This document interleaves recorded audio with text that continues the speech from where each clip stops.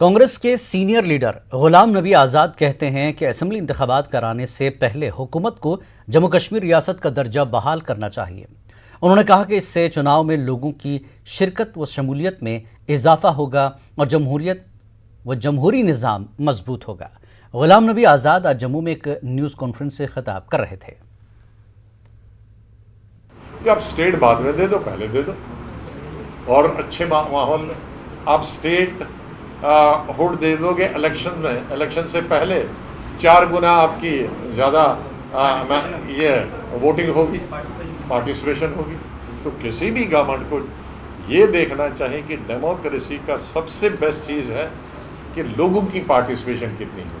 तो लोगों की मैं ये कह सकता हूँ कि यूटी में 1/4 पार्टिसिपेशन हो सकती है, 1/10 भी हो सकती है, और स्टेट हुड पहले दें, अनाउंस करें और फिर इलेक्शन हो तो 10 गुना ज़्यादा आपकी पार्टिसिपेशन होगी, और वो पार्टिसिपेशन स्टेट के लिए भी अच्छी होगी, गवर्नमेंट के लिए भी अच्छी होगी, हिंदुस्तान के नाम के लिए भी अच्छी होगी, लोकतंत्र के लिए भी अच्छी होगी।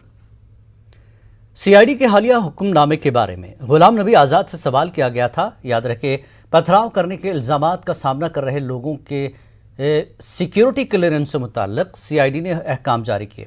गुलाम नबी आज़ाद कहते हैं कि जम्मू कश्मीर में इस तरह के अहकामात पहले से लागू और मौजूद थे। और जहाँ तक पत्थरबाजों का, वो पहले भी थे, पहले भी जो भी सरकारें थी, जब भी पत्थरबाज होते थे वो उनको सीधे they were not taken at par with other people. उनकी भी बहुत इंक्वायरी होती थी, उनकी एडवर्स रिपोर्ट जाती थी। कोई नया बात नहीं है, this is the reiteration of the earlier the orders. Jammu Kashmir police के डीजीपी दिलबाग सिंह ने आज जिला किश्तवाड़ के हुंजर दक्षिण गांव का फजाई सर्वे किया। वो सैलाब ज़दा इलाके में मुतासरा लोगों से मिलने वाले थे, लेकिन तकनीकी खराबी की वजह से उनका हेलीकॉप्टर इलाके में उतर नहीं पाया। डीजीपी ने बताया कि लापता अफराद की तलाश के लिए रेस्क्यू ऑपरेशन अभी तक जारी रखा गया है। इंतजामिया ने इलाके में सैलाबी सूरत हाल से मुतासर होने वालों को इमदाद और राहत फराहम की है। डीजीपी का कहना था कि पहाड़ी इलाका होने की वजह से वहां मशीनरी ले जाना मुमकिन नहीं है, इसीलिए वहां रेस्क्यू के लिए अभी तक सिर्फ इंसानी काविशों पर ही इन्हिसार किया जा रहा है। डीजीपी ने फजाई दौरे के बाद पुलिस लाइन किश्तवाड़ में 25 बेड्स पर मुश्तमिल कोविड केयर सेंटर का इफ्तिताह किया। इस मौके पर DKR रेंज के DIG उदय भास्कर, SSP किश्तवाड़ शफकत हुसैन भी दिलबाग सिंह के हमरा मौजूद रहे। कुदरती आफत है जिसके आगे किसी का जोर नहीं रहता है, मगर जो ये वाक़ा पेश आने के बाद जिस तरह का सपोर्ट सिस्टम एकदम एक्टिवेट हुआ वो काबिल तारीफ रहा। इलाके का डिस्ट्रिक्ट SP खुद, जहाँ का आर्मी, जहाँ के बाकी यूनिट, SDRF, NDRF, वो हर तरह की सुविधा जो वहाँ पर देने की जरूरत थी उसके लिए यत्न किया गया। सिविल एडमिनिस्ट्रेशन की तरफ से भी जो राशन, रिलीफ, बाकी चीजें हैं वो वहाँ पर मुहैया की गई। टेंटेज की जो जरूरत थी वहाँ पर वो फिट करी गई। मेडिकल सुविधा जो वहाँ पर देने की जरूरत थी वो की गई। और मैं समझता हूँ कि जो रिहैबिलिटेशन का ओवरऑल काम है उसमें तो जरूर थोड़ा बहुत टाइम लगता है, मगर जो पुलिस और फोर्सेस की तरफ से मदद इमीडिएट जरूरत थी वो इमीडिएट मुहैया की गई। और सिविल एडम की तरफ से जो उनके कंपनसेट कर सकते हैं, अब जो लोगों का नुकसान हुआ जान का, माल का, उसके लिए ऑर्डर्स पहले ही पास हो चुके हैं। और डिप्टी कमिश्नर साहब जो हमारी इस मीटिंग का हिस्सा हैं अभी, जिनसे बात हुई, और वो रिलीफ का अमाउंट भी उनको ट्रांसफर हो रहा है। और जो रिहैबिलिटेशन की बाकी कार्रवाई है उसके ऊपर भी जो है वो कार्रवाई एकदम तेजी से चल रही है। और मुझे उम्मीद है कि बहुत जल्द वहाँ पर जो रिहैबिलिटेशन का काम है उसको पूरा सिविल। जम्मू कश्मीर हुकूमत ने मुल्क मुखालिफ अनासर के खिलाफ अब बड़ी कार्रवाई का आगाज किया है। नौकरियां पाने वाले और पासपोर्ट हासिल करने वाले अफराद की मुकम्मल CID वेरिफिकेशन के अहकामात जारी किए गए ताकि मुल्क दुश्मन सरगर्मियों में मुलविस अफराद पर नकेल कसी जा सके। हुकूमत के इस इक़दाम का ज़्यादातर लोगों ने खैर मकदम किया है। पेश एक रिपोर्ट।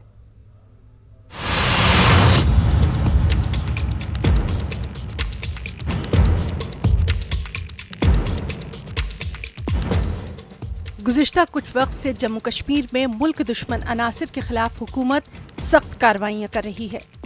इसी कड़ी के तहत जम्मू कश्मीर हुकूमत के CID महकमे ने एक सर्कुलर जारी करके अपने फील्ड स्टाफ को ये हिदायत जारी की कि वो नौकरी पाने वाले अफराद, पासपोर्ट के लिए दरख्वास्त देने वालों और मुख्तलिफ सरकारी स्कीमों के लिए दरख्वास्तें देने वाले अफराद की मुकम्मल वेरिफिकेशन करें और इस बात को यकीनी बनाएं कि उनमें से कोई भी शख्स मुल्क दुश्मन सरगर्मियों में शामिल ना हो। हुकूमत को ये इत्तलात मिली थी कि 90 की दहाई से कई ऐसे लोग सरकारी नौकरियां हासिल करने में कामयाब रहे हैं जो कि मुल्क दुश्मन सरगर्मियों में भी मुलविस रहे थे। लिहाजा हुकूमत ने ऐसे अनासिर पर कदगन लगाने के लिए ये इक़दामात उठाए हैं। हिफाजती एजेंसियों ने भी हुकूमत को ये इत्तला दी कि ऐसे भी कई लोग हैं जो पढ़ाई के बहाने पाकिस्तान चले गए थे और वहां से आकर वो मिलिटेंट सफों में शामिल हुए। अभी तक ऐसे 27 मिलिटेंटों को हलाक कर दिया गया है। के हिसाब से कोई इन्फिल्ट्रेशन नहीं हुआ है। इन्फॉर्मेशन आ रही है कि 1-2 सक्सेसफुल हुए हैं। हमने कई ऑपरेशंस लॉन्च करे हैं, ऑपरेशन चल रहे हैं इस चीज़ को नकारने के लिए, चेक करने के लिए, पकड़ने के लिए। मगर जो ग्राउंड इनपुट्स है, इस तरफ जो वैली की इनपुट है, उसके हिसाब से एलसी की तरफ से 15 कोर जोन के अंदर कोई भी इंट्रूजन या इन्फिल्ट्रेशन अभी तक सक्सेसफुल नहीं हुआ है। टोटल 40 लड़के गए थे, वीज़ा पर गए थे वाघा बॉर्डर से, जिसमें से 27 इनकाउंटर मारे गए, बाकी अभी पार में है। कुछ फैमिली के टच में है, हम लोग उसको वॉच कर रहे हैं। हाल ही में श्रीनगर म्युनिसिपल कॉरपोरेशन के सेक्रेटरी सूफी मोहम्मद अकबर की गिरफ्तारी से भी ये वाज़ेह हुआ है कि कई सरकारी महकमों में ऐसे अफराद मौजूद हैं जो मुल्क दुश्मन सरगर्मियों में मुलविस हैं। सूफी मोहम्मद अकबर की गिरफ्तारी के बाद सिक्योरिटी एजेंसियां मजीद चौकस हो गई हैं और मजीद ऐसे मुलाजमीन की तलाश में हैं। हुकूमत की तरफ से मुल्क दुश्मन अनासिर को घेरने के इन इक़दामात की जम्मू कश्मीर के नौजवान और मुलाजमीन सराहना कर रहे हैं। उनका कहना है कि ऐसे लोगों के खिलाफ कार्रवाई होनी चाहिए। जिस तरह से अब जम्मू कश्मीर की बात की जाए तो जम्मू कश्मीर में जो है पढ़े लिखे नौजवान की संख्या जो है काफ़ी ज़्यादा है, क्योंकि कुछ लोग जो हैं किसी के बहकावे में जब आ जाते हैं तो वो ऐसी गतिविधियों में शामिल हो जाते हैं। उन्हें लगता है कि अगर हम ये गतिविधियों में शामिल रहेंगे, कल को हम अगर सरकारी जॉब के लिए अप्लाई करेंगे तो हमें सरकारी नौकरी भी मिल जाएगी। पर ये नोटिस आने के बाद अब उन्हें ऐसा लगेगा कि अगर हम ऐसी किसी भी गतिविधि में शामिल होंगे तो हमारा जो पूरा कैरियर है वो ख़त्म हो जाएगा और हमें किसी भी प्रकार की सरकारी सुविधा, चाहे वो सरकारी नौकरी हो, चाहे सरकार की तरफ से कोई स्कीमें हों, वो हमें नहीं मिल पाएंगी। ये एक डर जो है युवाओं के मन में रहेगा और वो ऐसी गतिविधियों से जो है दूर रहेंगे और जो अपना पढ़ाई की ओर ध्यान दे रहे हैं, जिसके शुरू से जिस चीज़ की वो तैयारी कर रहे हैं, उनका ध्यान जो है उस तरफ जो है लगा रहेगा। ये गवर्नमेंट का ये दुरुस्त कदम है।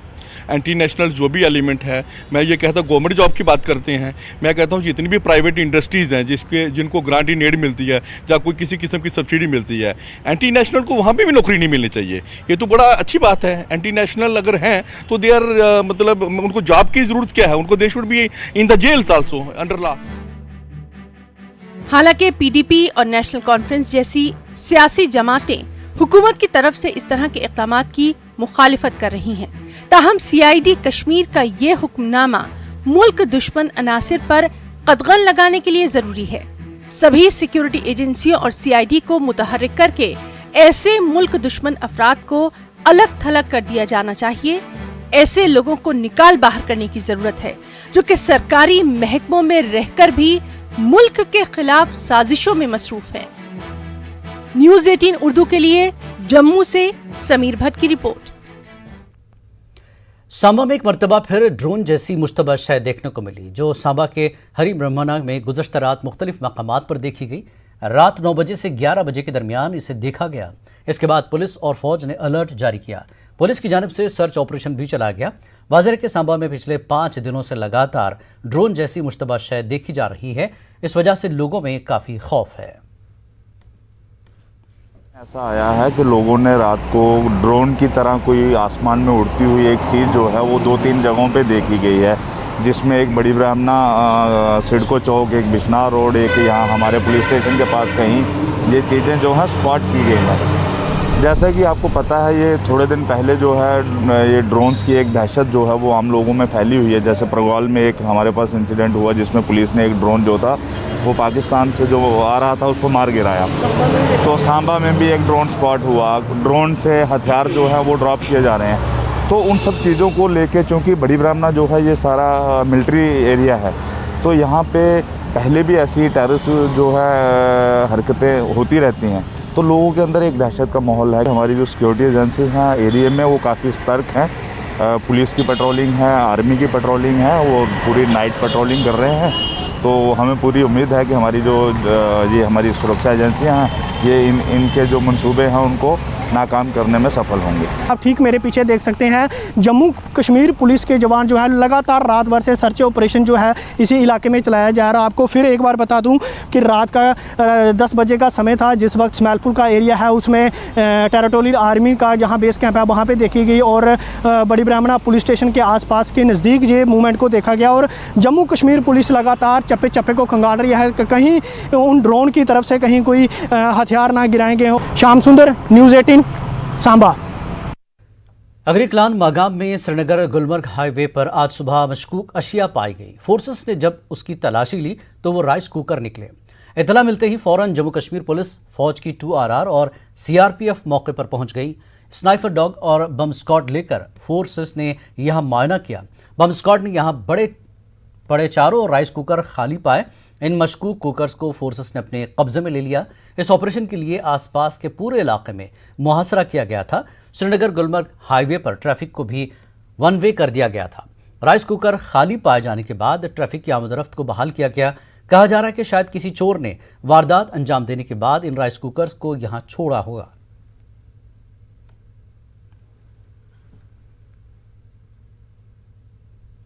जिला गांधरबल के बालाई इलाकों में सिर्फ इतवार के रोज ही देर रात तक 4 जगहों पर बादल फटे। गनीवान और उसके मुल्हिका देही इलाकों में कीचड़, चट्टाने और पत्थर अपने साथ लाने वाले रेलों ने तबाही मचाई। यहां खेतों में खड़ी फसलें भी तबाह हो गईं, लेकिन अभी तक इंसानी जानों के ज़िया या मवेशियों के नुकसानात की इत्तला नहीं मिली है। वक्फे से फटने वाले बादलों ने पूरे इलाके में तबाही के निशान छोड़ दिए हैं। इस इलाके में सड़कों को भी नुकसान पहुंचा है। सरफरा इलाके के नज़दीक बालाई इलाकों से अचानक आए सैलाब ने श्रीनगर ले हाईवे को बंद कर दिया। पुलिस, SDRF, BRO और ज़िला इंतज़ामिया के अलावा दीगर महकमों की कड़ी मशक्क़त के बाद इस सड़क पर आमदरफ्त बहाल की जा सकी। यहाँ के मकीनों के पास छत का सहारा भी नहीं रहा। उनके घर का तमाम साजो सामान सैलाब की नज़र हो गया। कंगन और गुंड के ब्लॉक डेवलपमेंट अफसरों ने बताया कि गनीवान और संबल को जोड़ने वाली तबाहाल सड़क की मरम्मत के काम किए जा रहे हैं। मुख्तलिफ महकमे बादल फटने से हुए नुकसानात का तखमीना लगाने में मसरूफ़ हैं। बागपती, सरफरा, संबल, बालागुंड, दर्द उदर और यचहामा इलाकों में लोगों को मौसम की मार झेलनी पड़ रही है। कल 5 बजे से जब बारिश शुरू हुई ना तो 9 बजे के करीब में ये बाढ़ आई है। दोनों मकानों को खींचकर इसमें कुछ भी नहीं रहा। आप सामने में देख रहे हैं, बहुत गरीब लोग थे ये बेचारे। इनका इतना जो कुछ था, ज़मीन थी, मकान था, 10 कनाल ज़मीन का और 2 मकान चला गया इसमें। परिवार जो है, कपड़े नहीं है, कुछ नहीं रहा हमारे पास। तो रात 9 बजे तूफ़ान आया। बस्ती वालों ने, गाँव वालों ने आकर हमें निकाला यहाँ से। हमारे पास बिल्कुल कुछ बचा नहीं है। हमारी गवर्नमेंट से ये अपील है कि हमारे साथ कुछ न कुछ इमदाद की जाए। बहुत बहुत शुक्रिया है न्यूज़ 8 TV उर्दू का कि जो वहाँ यहाँ तक आए और हमारे हालात देखे। हम कल से पूरे न्यूज़ चैनल को फ़ोन किया है, अपने तहसीलदार को, अपने यहाँ DDC कैंडिडेट जो है उन सबको फ़ोन किया है। कोई अभी तक यहाँ, हमारे जो नूरानी साहब है वो भी यहाँ तक नहीं आकर देखा कि हमारे हालात क्या है। हम सब यहाँ रात को 10 लड़के जो थे उन्होंने पूरा गाँव बचाने की कोशिश की है और उस अल्लाह की शुक्र है कि वो यहाँ पर मौजूद थे, वरना सारे लड़के यहाँ पर काम पे हैं, नहीं आ सकते। लेकिन आप हमारे हालात देखिए, ये रास्ता देखिए, सब कोई भी रास्ता हमें जो है चल नहीं पाते हैं, पूरा रास्ता कट चुका है। यहाँ पर कल जो नागहानी आफत आ गई, बाढ़ आ गई, तो बाढ़ की वजह से यहाँ पर 4-5 घर जो है वो डैमेज हो गए हैं, फुली डैमेजड है।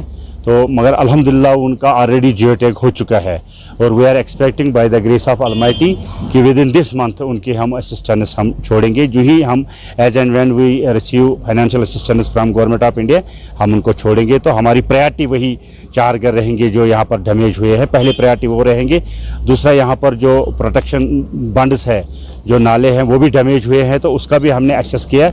अब हम फील्ड फंक्शनरीज़ को भी यहाँ भेजेंगे। आज मैं खुद आया था तो मैंने यहाँ पर एसेस किया कि कहाँ पर ये डैमेज हुआ है। तो इन सब को हम किसी भी रेलिवेंट प्लान में, चाहे 14 FC, 15 FC या पैकेज बजट में हम इसको इनकॉर्पोरेट करके इंशाल्लाह इसी साल इस पर हम काम करेंगे। जिला गांधरबल के नौनेर में बादल फटने से पैदा हुई सूरत हाल का जायजा लेने के लिए साबिक MLA शेख अशफाक जब्बार ने इलाके का दौरा किया।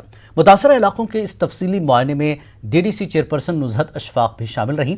अवामी तनसीबात और निजी इमलाक को हुए नुकसानात का शख्सी तौर से जायजा लेने के लिए साबिक MLA गांधरबल यहाँ पहुंचे थे।